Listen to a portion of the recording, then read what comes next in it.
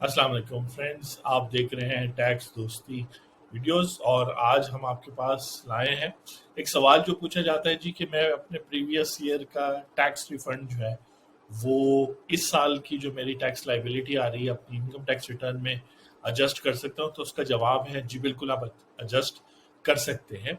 और आज हम आपके सामने इनकम टैक्स ट्रिब्यूनल का एक फैसला ला रहे हैं जो जुलाई 2022 को आया है। आज 15 जुलाई है, तो इसी मंथ ये फैसला आया। इस फैसले की सिग्निफिकेंस ये है कि यहाँ पर आपको लॉजिक भी पता चलेगी, इंपॉर्टेंस भी पता चलेगी, और रिफंड के हवाले से कुछ और आपके टैक्स पेयर के फंडामेंटल राइट्स आपको पता चलेंगे। तो आप देख रहे हैं टैक्स दोस्ती प्रेजेंटेशन। तो टॉपिक है tax payers can adjust previous years refund. याद रखें कि जब आप अपने कंसल्टेंट से बात करते हैं या अगर आप प्रोफेशनल हैं टैक्स प्रोफेशनल, तो आपको लॉजिक और लॉ क्लियर होना चाहिए जो काम भी आप करने लगे। वरना ये होगा कि बाद में अगर आप कोई ऐसी एडजस्टमेंट, कोई एंट्री, कोई रिफंड, कोई एग्जेम्पशन क्लेम करते हैं, कोई क्रेडिट क्लेम करते हैं और वो रिवर्स हो जाता है, तो उससे आपको एज ए टैक्स पेयर या आपके क्लाइंट को जो है ना बहुत सारी पेनल्टीज वगैरह पे करनी होंगी। तो उस हवाले से स्टार्ट करते हैं जी। बेसिकली इस प्रेजेंटेशन में हम डिस्कस करेंगे कि एपेलेंट ट्रिब्यूनल इनलैंड रेवेन्यू, जिसको ATIR कहते हैं, पाकिस्तान, और वो भी कराची बेंच का फैसला है कि एक टैक्स पेयर का राइट है to adjust previous years refund with tax liability of the present year. तो इस साल अगर आप टैक्स, आपकी लाइबिलिटी आईरस में कैलकुलेट हो गई है, और याद रखिए चाहे आप इंडिविजुअल हैं, AOP हैं या कंपनी है, आपको आईरस पे ही अपनी टैक्स रिटर्न फाइल करनी है। जैसे आजकल टैक्स ईयर 2022 की रिटर्न ये फाइल हो रही है। ये फैसला तो अब आ चुका है। ये फैसला तो आप यूज कर सकते हैं प्रीवियस ईयर्स की रिटर्न भी, अगर आप अभी फाइल करते हैं, और आगे भी आप ये फैसला यूज कर सकते हैं। तो ये राइट है। इसकी लॉजिक क्या है और लॉ क्या कहता है इनकम टैक्स ऑर्डिनेंस के बारे, इनकम टैक्स ऑर्डिनेंस क्या कहता है, तो देखते हैं। ये जो केस है इसका टाइटल जो है वो है home delivery services private limited versus CIR से बनता है, कमिश्नर इनलैंड रेवेन्यू, जोन जो था लीगल, CTO कराची। तो जो आप टैक्स मैगजीन्स में, मतलब अगर आप टैक्स प्रोफेशनल है, एडवोकेट है, चार्टर्ड अकाउंटेंट है, तो ये टाइटल जो है आपको टैक्स मैगजीन्स में नहीं मिलेगा। वो टाइटल जो है वो डिफरेंट होता है, वो मैगजीन का नाम होता है, उसमें पेज नंबर होता है, और वो हम आखिर में देखेंगे। अभी हम स्टार्ट करते हैं कि अगर आप टैक्स पेयर है या टैक्स कंसल्टेंट है, तो ये एक केस है home delivery services private limited का। और इस केस में बेसिकली जो जजमेंट दी है वो M अमानुल्लाह सिद्दीकी साहब है, जो जुडिशियल मेंबर है। जुडिशियल मेंबर कहते हैं कि जब आप इनकम टैक्स ट्रिब्यूनल जाते हैं, तो इनकम टैक्स ट्रिब्यूनल जो है वो डायरेक्टली जो है FBR के ऑर्गेनाइजेशनल स्ट्रक्चर के मुताबिक वो कमिश्नर इनलैंड रेवेन्यू के नीचे नहीं आता। क्यों? क्योंकि अगर उसके नीचे आता होता तो फिर फैसला उनके हक में वो देते या वो उनसे इन्फ्लुएंस होते। ये एक इंडिपेंडेंट डिपार्टमेंट है, और इसका फैसला जो है वो सारे जो कमिश्नर इनलैंड रेवेन्यू और कमिश्नर इनलैंड रेवेन्यू अपील्स और उनसे नीचे जितने भी अफसर हैं उन सब पे एप्लीकेबल होता है। तो ये जो फैसला, ये जो डिसीजन आया था, ये दिया था जुडिशियल मेंबर ने। इसके अलावा अकाउंटेंट मेंबर भी बैठते हैं, तो 2 लोग होते हैं, और वो कभी कभार 3 लोग भी होते हैं।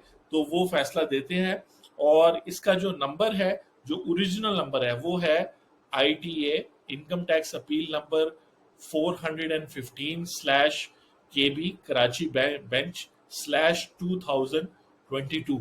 तो ये फैसला तो अभी 5 जुलाई 2022 को आया। इसका ताल्लुक जो है वो टैक्स ईयर 2013 से, यानी टैक्स ईयर 2013 की जो है, अब आप जो सारे फैक्ट्स और चीजें पढ़ेंगे तो ये उस टाइम से स्टार्ट हुआ, और फिर इवेंचुअली ये यहाँ आके इनकम टैक्स ट्रिब्यूनल में फैसला हुआ। इनकम टैक्स ट्रिब्यूनल की अच्छी बात यह है कि यहाँ आपको जो है, चूंकि अकाउंटेंट मेंबर भी होते हैं, जुडिशियल मेंबर भी होते हैं, तो वो बहुत अच्छा फैसला, और 2 लोग बड़ा देख के, और ये स्पेशलाइज्ड लोग होते हैं। ये सुबह शाम जो है इनकम टैक्स, सेल्स टैक्स और जो फेडरल टैक्सेशन है उनसे रिलेटेड ये फैसले देखते हैं। तो ये बड़ा अच्छा फोरम होता है। जब आप किसी भी प्रोविंस यानी Lahore high court, Sindh high court जाते तो वहां जो जजेस हैं वो और केसेस भी देख रहे होते। लेकिन ये ट्रिब्यूनल जो है, एक तो फैक्ट्स के बेस पर अपना केस जीतने का लास्ट फोरम है। यानी अगर आप जेन्युइन टैक्स पेयर है, जैसे मैं हमेशा अपने टैक्स पेयर्स को कहता, क्लाइंट्स को कहता हूं, तो आप फैक्ट्स की जो जीत है वो आपकी हो जाएगी। अगर कमिश्नर अपील के पास नहीं तो ट्रिब्यूनल यानी इनकम टैक्स ट्रिब्यूनल में हो जाएगी।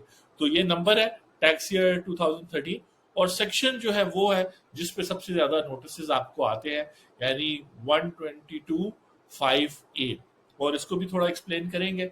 अगर आप हमारी taxdosti.com वेबसाइट पे चले जाए तो मेन होम पेज पे ही टैक्स फाइलर्स का जो सेक्शन है उसमें आपको एक सिंपल फॉर्म मिलेगा। अगर आपको कोई भी नोटिस आया है, जैसे 122 का आया है, 177, तो उस पर आप हमसे 15 मिनट की फ्री कंसल्टिंग ले सकते हैं। फॉर्म फिल कर लेंगे, छोटा सा फॉर्म है, और हम आपको 2 वर्किंग डेज में उसी व्हाट्सएप नंबर पे जो आपने दिया होगा कॉल बैक करेंगे।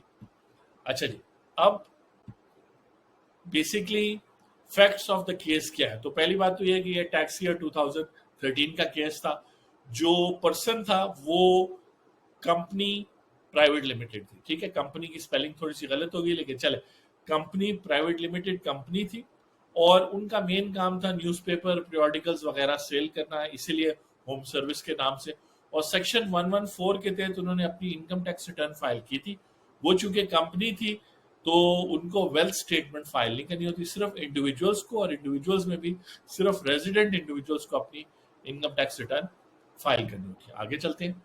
जब उन्होंने अपनी टैक्स रिटर्न फाइल की तो पाकिस्तान में सेल्फ असेसमेंट का सिस्टम है, आयरस में एफबीआर का जो ऑनलाइन टैक्स फाइलिंग का सिस्टम है, वहां पर सेक्शन 120 के तहत जो रिटर्न उन्होंने फाइल की, यानी उसके अंदर इनकम फ्रॉम बिजनेस शो की, टैक्सेस जो डिडक्ट हुए, टैक्स लाइबिलिटी जो थी, ये आप थोड़ा बहुत पोर्शन देख भी रहे हैं। ये जो फाइनल कॉम्प्यूटेशन का पेज होता है जिसमें डिमांडेड इनकम टैक्स आ जाता है या रिफंड अगर हो तो रिफंड आ जाता है, इस पेज पर ज्यादातर जो आयरस है वो खुद कैलकुलेशन करता है। तो ये पूरी रिटर्न, जिसका ये पेज भी एक हिस्सा है, वो सारी रिटर्न उन्होंने फिल की। और यहाँ पर आप अगर देख रहे हैं तो एक स्पेशल खाना बना है, refund adjustment of other years against demand of this year, और एक वाइट जो है खाना बना है। इसका मतलब है कि इसमें आप फिगर अपनी मर्जी से डाल सकते हैं, और इसी मर्जी को एक्सप्लेन करने के लिए कि आप यहाँ कौन सी फिगर डाल सकते हैं और उसकी लॉजिक क्या है, कानून क्या कहता है, ये केस हम आपके साथ डिस्कस कर रहे हैं। और आगे ब्लू खाने में आयरस खुद वैल्यू डालता है, या जब आप किसी व्हाइट खाने में फिगर डाल देते हैं और कैलकुलेट का बटन दबाते हैं तो फिर वो कैलकुलेट करता है। तो इन्होंने, जैसे आप और मैं जो है, अपनी टैक्स रिटर्न 114 की रिटर्न फाइल की, साथ में उन्होंने ऑडिटेड अकाउंट्स भी लगाए जैसे कंपनीज को रिक्वायर्ड होते हैं, या जो लोग इनकम फ्रॉम बिजनेस कमाते हैं वो रिक्वायर्ड होते हैं कि ऑडिटेड अकाउंट्स वगैरह या अकाउंट्स लगाएं, और साथ में और डॉक्यूमेंट्स लगाएं, सारी फिगर्स फिल करें, पूरी टैक्स रिटर्न, उसमें बिजनेस एसेट्स वगैरह, इनकम, एक्सपेंसेस, सारा कुछ क्लेम करें। तो वो उन्होंने की, और उनको जो 120 सेक्शन 120 है वो बेसिकली कमिश्नर का ऑर्डर है, और वो बेसिकली ऑटोमेटेड होता है। यानी 114 की रिटर्न जब आप फाइल करते हैं तो 5 मिनट बाद आपको 120 का ऑर्डर आ जाता है ऑफ असेसमेंट। ये कोई नोटिस नहीं है जैसे क्लाइंट हमसे पूछते हैं, बल्कि ये कमिश्नर की तरफ से जवाब है, और वो आप देखेंगे तो आपने जिस तरीके से रिटर्न फाइल की होगी वैसे ही एज इट इज 100% कमिश्नर की तरफ से भी वो रिटर्न आ जाएगी। एक्चुअली बेसिकली हमारे मुल्क में ये सिस्टम है कि जो आप डिक्लेयर करेंगे वो 100% कमिश्नर एक्सेप्ट कर लेगा। ठीक है जी, तो कोशिश करें कि अपनी tax return correct return file करें, यानी बेस्ड ऑन फैक्ट्स। आगे चलते हैं। उन्होंने रिटर्न तो फाइल कर ली, लेकिन फिर उनको आगे चल के सेक्शन 122(9) के तहत नोटिस आया कि आप कमिश्नर, और ये जो कमिश्नर होता है, चूंकि आप जो है आपकी रेजिडेंस के हिसाब से या जहां आप बिजनेस कर रहे हैं, इस केस में ये जो प्राइवेट लिमिटेड कंपनी है, ये इनका रजिस्टर्ड ऑफिस कराची में था, तो रजिस्टर्ड ऑफिस के हिसाब से कमिश्नर कराची की तरफ से जो भी जोन में बना, उनकी तरफ से इनको नोटिस आ गया 120 का, आप आ जाएं टैक्स ऑफिस। और नोटिस जो है इसलिए आया क्योंकि उनका इरादा था, और फिर उन्होंने ऑर्डर पास किया 122(5)(a) का। और 122(5)(a) का ऑर्डर क्या है कि टैक्स रिटर्न को देख के उन्हें लगा कि यहाँ इस टैक्स रिटर्न में आपने गलती की है। अच्छा, अब गलतियां दो किस्म की होती है। एक गलती वो होती है जो आपने की है लेकिन उससे आपकी टैक्स लाइबिलिटी पे कोई फर्क नहीं पड़ा, ना तो वो इंक्रीज हुई ना वो डिक्रीज।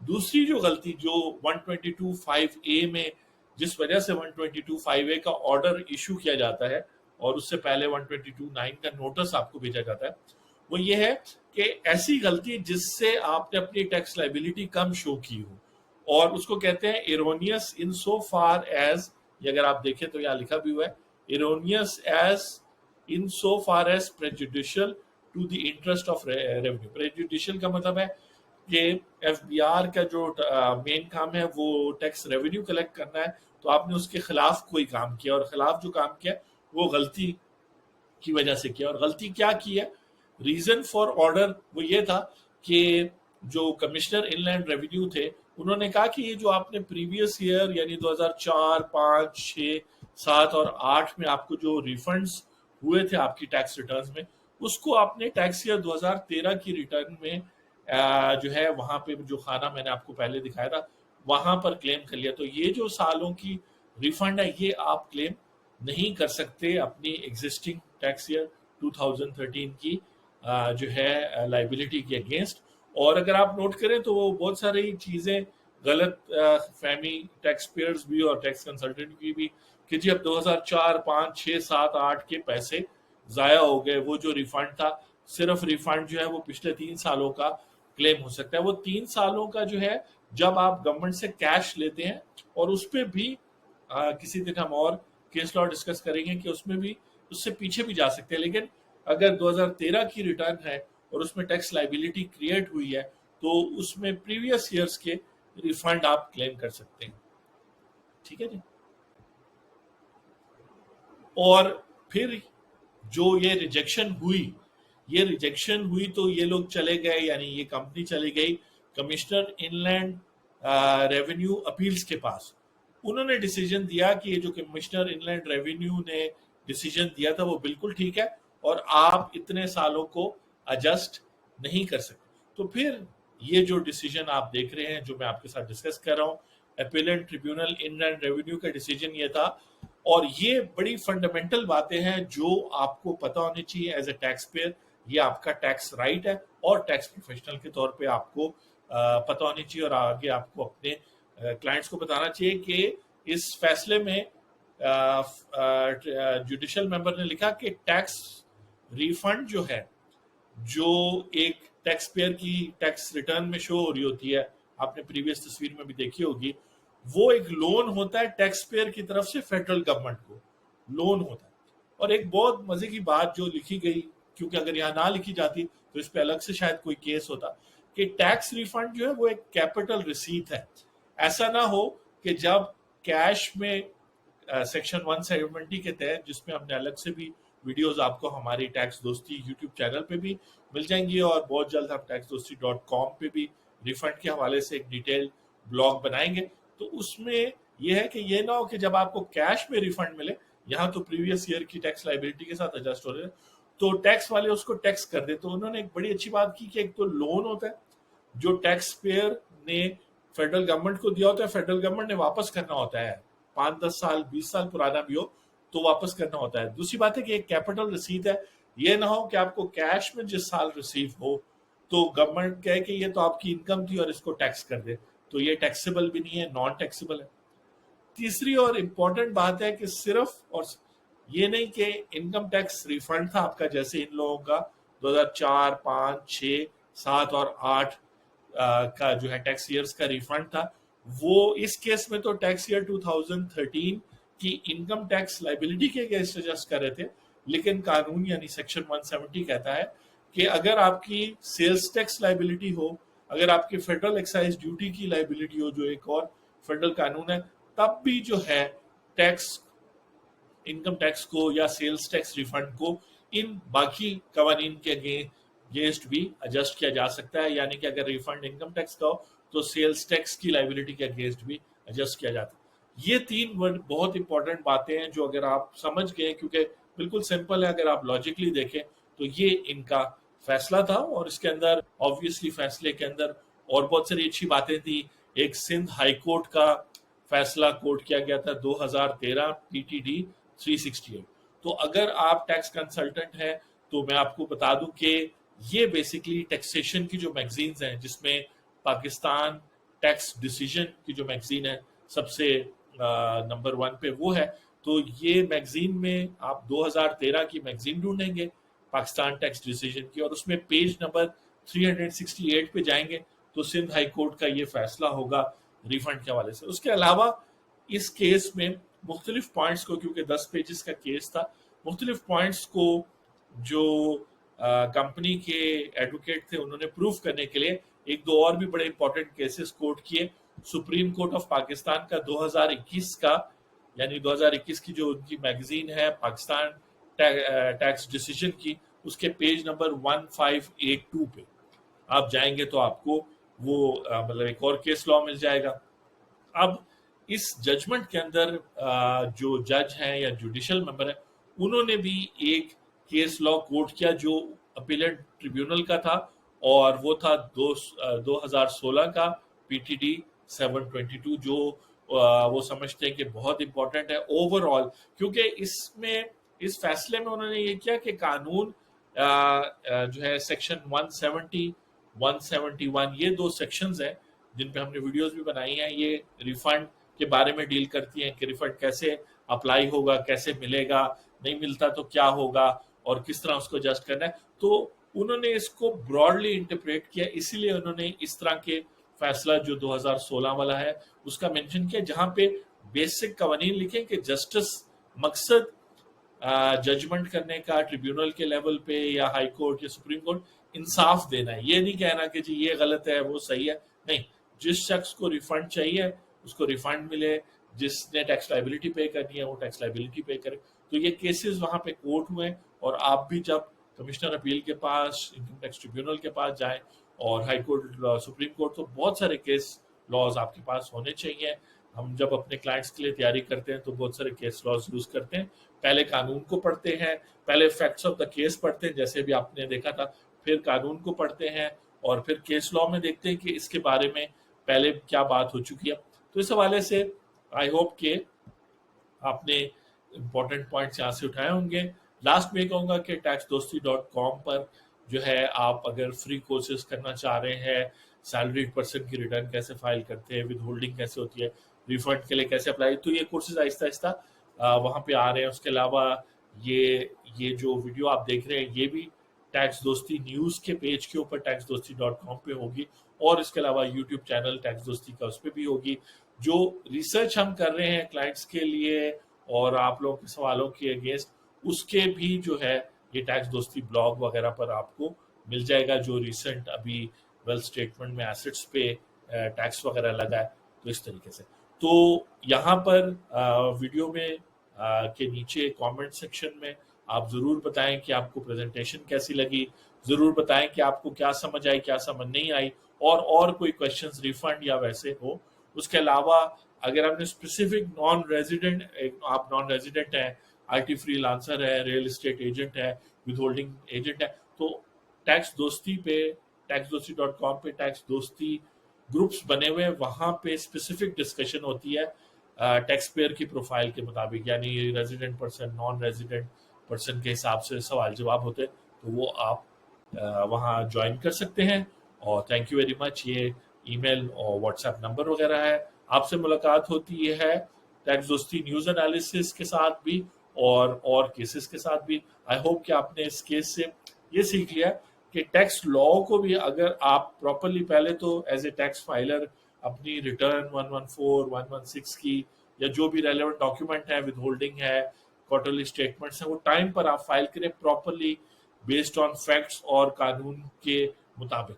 उसके बाद फिर कानून पे ही रिलाय करते हुए आप अपने राइट के लिए फाइट कर सकते हैं। अगर आपको FBI हरास करती है, आप समझते हैं आपके फैक्ट्स भी ठीक है, कानून की इंटरप्रिटेशन भी ठीक है, आपके कंसल्टेंट भी अच्छे प्रोफेशनल थे, तो आप जो है वो कानून पे रिलाय करते हुए अपने फेवर में केस, इस तरह के केसेस वो कर सकते हैं। टाइम लगता है, लेकिन कोशिश करें कि लॉ को फॉलो करें ताकि लॉ फिर आपको बेनिफिट करे। टैक्स दोस्ती का मिशन स्टेटमेंट है, building our nations tax character one tax payer at a time. आपसे मुलाकात होती है। Thank you very much.